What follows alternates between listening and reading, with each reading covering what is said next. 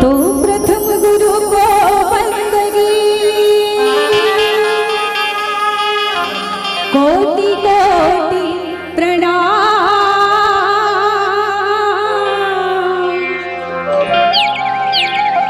कीट न जाने भृंग को कर गुरु आप समान।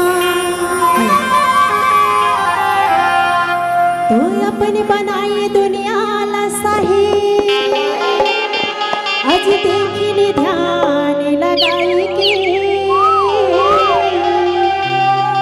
अपन बनाए दुनिया लसाही देखिनी ध्यान लगाई के।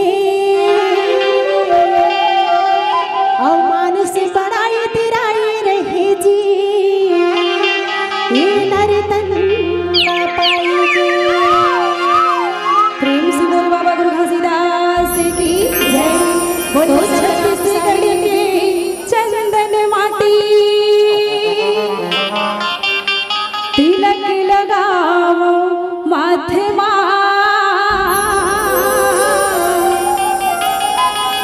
बड़े बड़े बड़े जिज्ञानी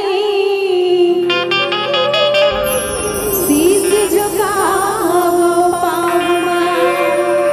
बोलिए बाबा गुरु घासीदास की जय।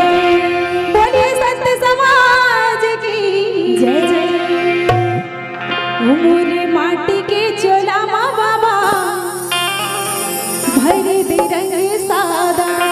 हेलो हमार भाव पक्ष के कलाकार मनवालों में जोरदार ताली हो ना। मोरे माटी के चोला माँ बाबा